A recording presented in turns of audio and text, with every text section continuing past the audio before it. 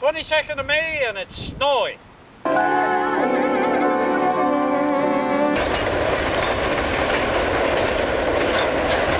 This is really Saskatoon country out here.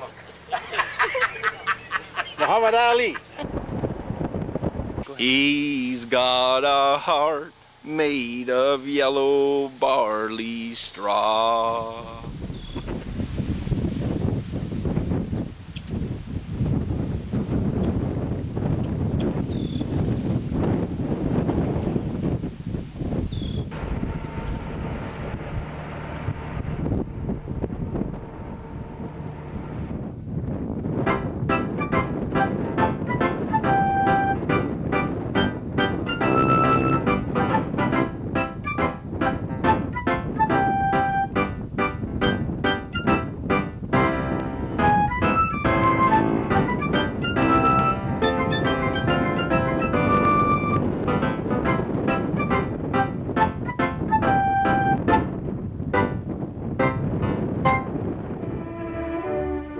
August. The wheat is full grown. Prairie gold waves over Manitoba, over Saskatchewan, over Alberta, west to the foothills of the Rockies.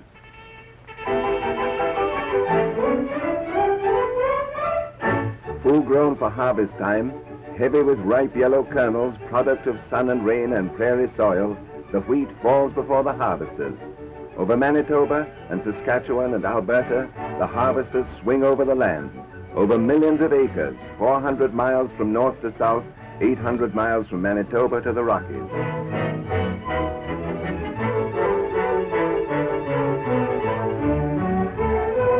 Once again, there is no time to lose.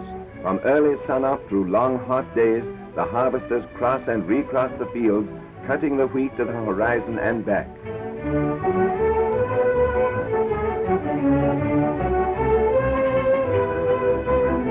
The golden grain, tied and dropped by the binder, is stooped by hand in the fields. Product of sun and rain and prairie soil, it has started on its long journey to supply the world's demand for Canadian hard wheat. Reaping and stooking, stooking and reaping, the work goes on.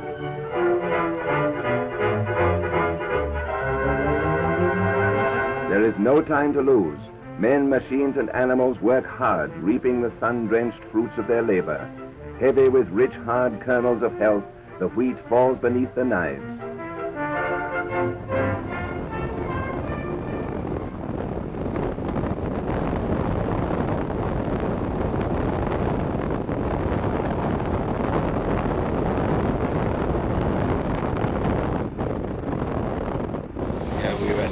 Everything we do is just like they did in 1912 in the time period that we're set up for here. So we try to keep all them techniques alive by doing them. So hopefully it's been working pretty good and we're getting lots of good things growing for us. So crops are growing and good. So.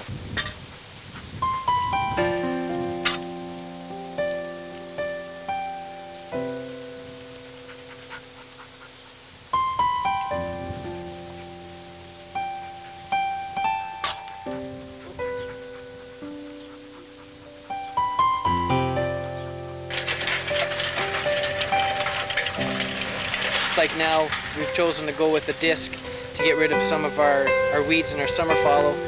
Loosen everything up, and we can come in with a cultivator and hopefully get rid of all the weeds and let them die off so we have a nice black summer fallow. You know, wheat was a big crop. We haven't planted wheat, but I think next year we will. Oats, barley, things that they would have grown.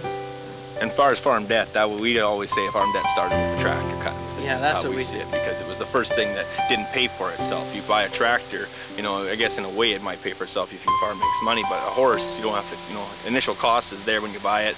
After that, you can raise them if you want, and you get, you plant your brome grass to feed your animals, your oats, you feed your animals. There's no cost involved. They pay for themselves. Whereas the tractor, there isn't a cost and a constant input with fuel and breakdowns, new implements, and all these different things. So you needed a lot more to farm with tractors. So. You know, I farm different ways with tractors and such, and it's not even comparable to being out here. You're working with someone when you're with horses. With a tractor, you're by yourself. So the tractor doesn't feel necessarily to me like, you know, I'm having a good time. But with the horses, boy, you can kind of have to feel them out how you work like a crew. And, try to get the best out of them, and they get the best out of you, kind of. So that's what I think. Anyways.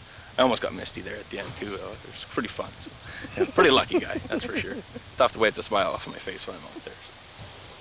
Yeah, He's got a heart made of yellow barley straw.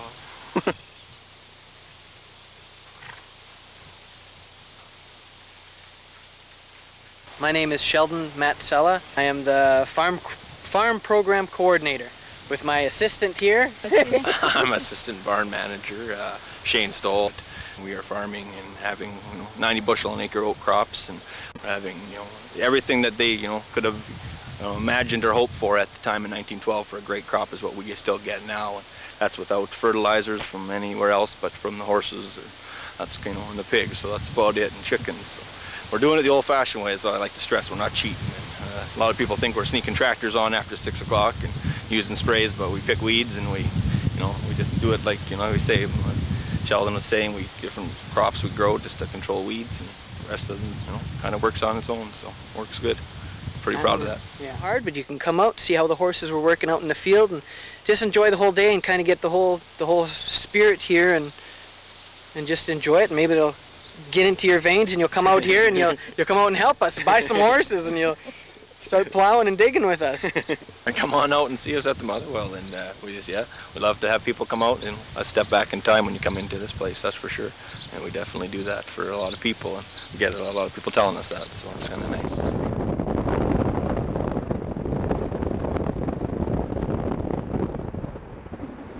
No, this is Qu'Appelle, South Qu'Appelle, or Troy, Yeah. not Fort Qu'Appelle. It was the biggest community between Calgary and Winnipeg At one time. at the turn of the century. Yeah. And it made sense for it to be the capital of Saskatchewan. Not to mention, Regina's on that great farmland, eh? Crap land that you get a very hard time building. Tough But place it's for not a good city. for Crappy place for a foundations. city, but wonderful farmland. Yeah. Yeah. Best farmland in the world, where it's Qu'Appelle's and McLean and those hills and the moraine and stuff Gobbling there. it up. With groundwater underneath. I mean, Yeah. if a person could go back to that and say, you got two locations here, Dudney owns one and Anderson's, Grandfather. who deserves to live in the style to which You would like to my Great-grandfather, Caswell. Yeah, S.H. Caswell. Anyway, Dudney and Caswell.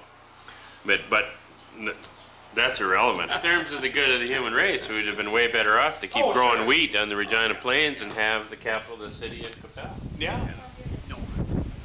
Remember the difficulties that he had, and so I just never mentioned anything about the boys farming.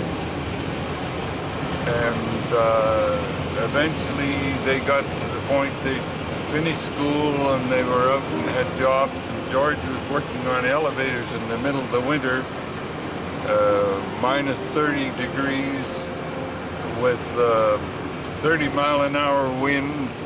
And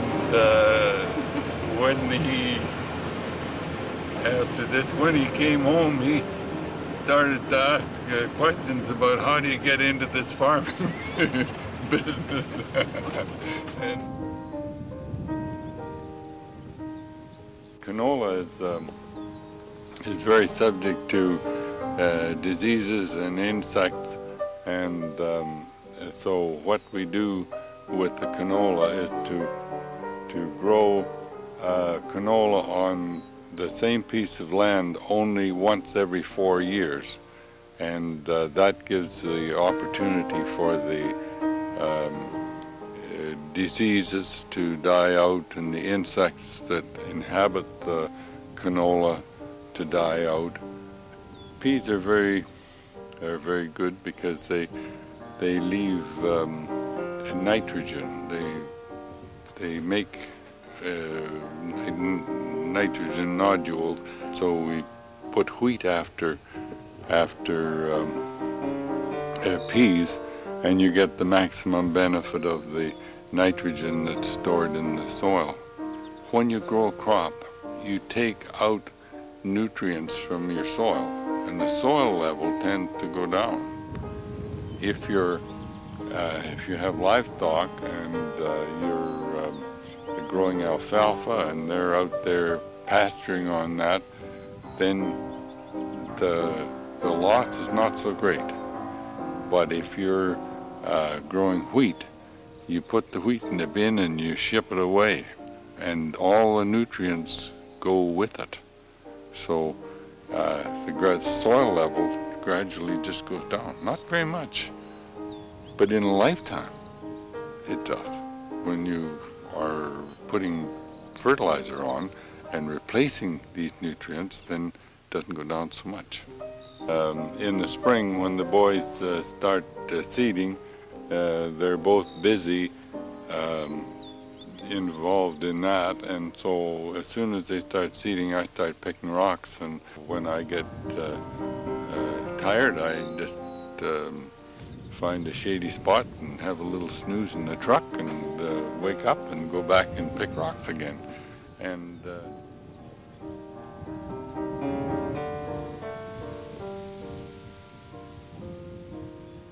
but the power was just put in, and we had lights in the house, but we didn't have a fridge. And my sister Patty had loaned me her fridge for the winter, and everybody had got used to not having sour milk. Milk used to turn, but everybody was used to it. Didn't bother them. But after you get used to having sweet milk for a while, kids don't think very much of this sour milk. Wrestling used to come on at 11 o'clock at night, and Normie and I, the kids would be sound asleep, and so at 11:15 we'd drive up to McPherson's, and Mrs. McPherson, Burness's mother, she really enjoyed this wrestling, and she said, "If Whipper Billy Watson is on, you wake me up." It was $25 a quarter section, and now the taxes on a quarter section would be about $1,200. That's what's happened to the taxes. Mind you, they didn't have any roads.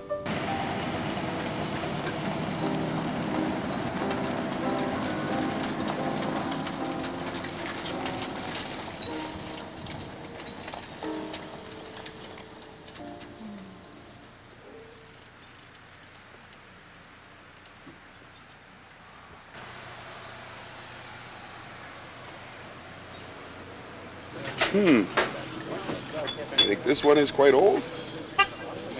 Made in China. Made in China, what? Genuine China. Yeah, genuine. Uh-huh. What do the Chinese call their good dishes? Genuine bingo balls. Oh, yeah. It wanted to talk to us. It jumped out at us. But what is it? Is it a cane? It's got to be a cane, I would think.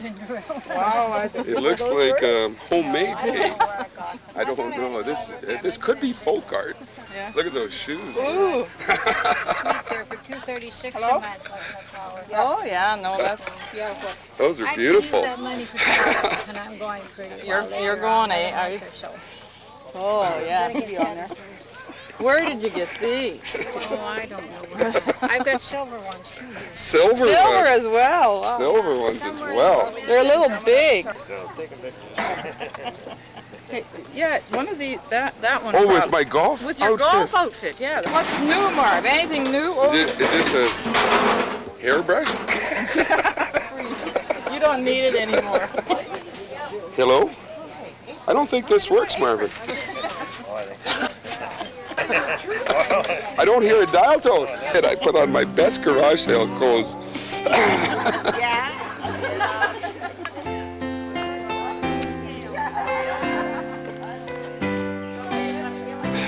This is a genuine apple peeler. And like most apple peelers, it's never been used. It's still in its original box.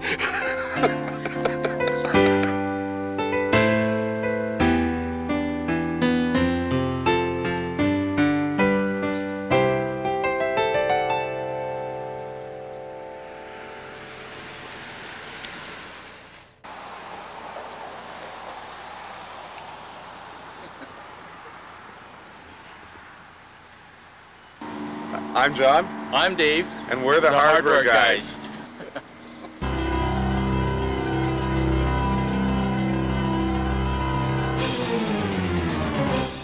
A positive mental attitude, and to always remain active, physically active. I think that's a huge factor in being healthy, both mentally and physically. Just being positive, being happy. I don't know if I can expand really that much on that. Just have a positive attitude. Make sure that you have something every morning to wake up for, and go on with your day. Every day is a new one, and go to sleep every night. Have a good sleep, and that's about it. In terms of eating and so forth, I can't tell you a whole bunch because I do smoke and I do drink a lot of coffee. So Sleep's important, right? Sleep is very important. Sleep is very important. Yeah, being able to go to sleep quick. Yeah. That's it. That's a secret too. Bye.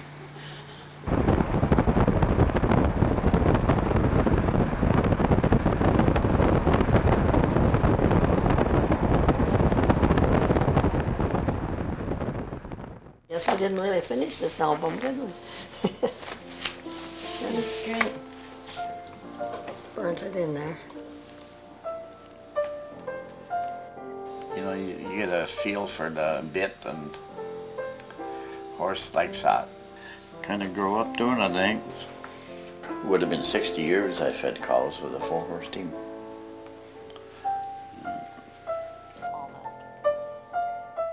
The last 4, we still got them. They're still running around the hills there. Yeah, Bud and Jake in the lead, and Lou and Linda in the pole.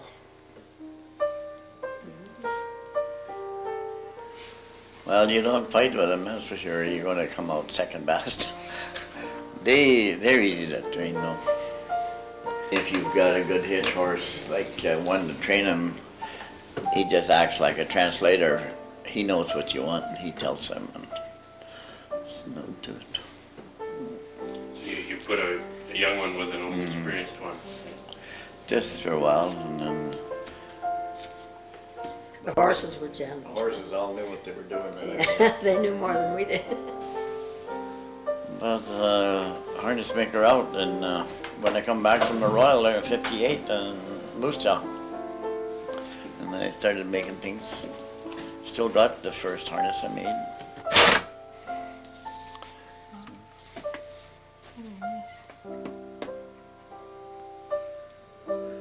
Leather is leather, and it's wonderful stuff to work with.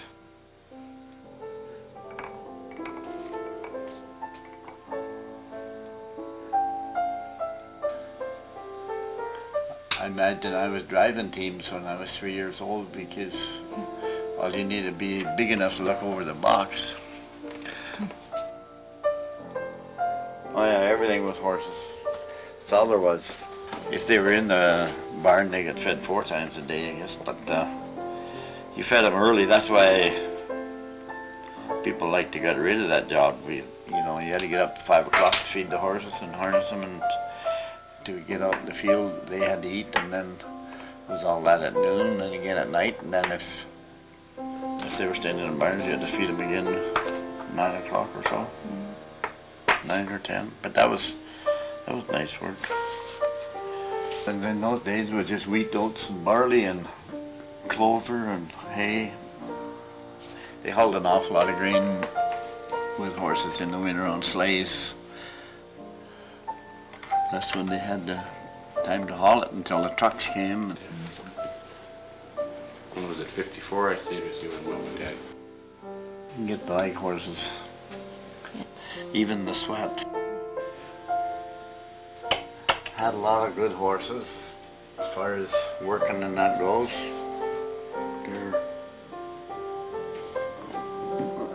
I would rather drive the horses than the tractors. We had 2 tractors already, and I was still driving the horses on the drills and winders and stuff.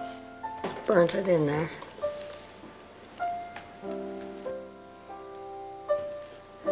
V-Bar was our brand.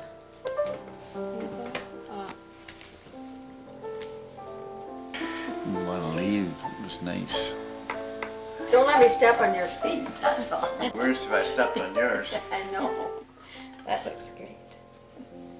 Or not. Photogenic. Okay, now I want you to sing Good Night, Irene. That's all I'm doing. Harmony or yes, please.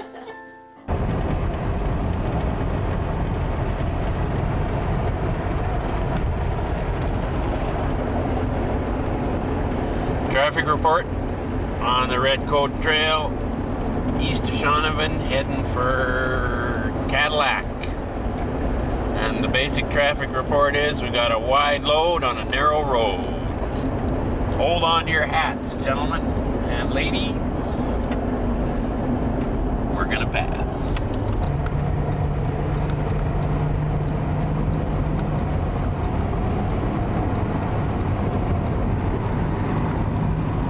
Doggy. We made her. Looks like clear sailing all the way to Pontiac. And that's the traffic report.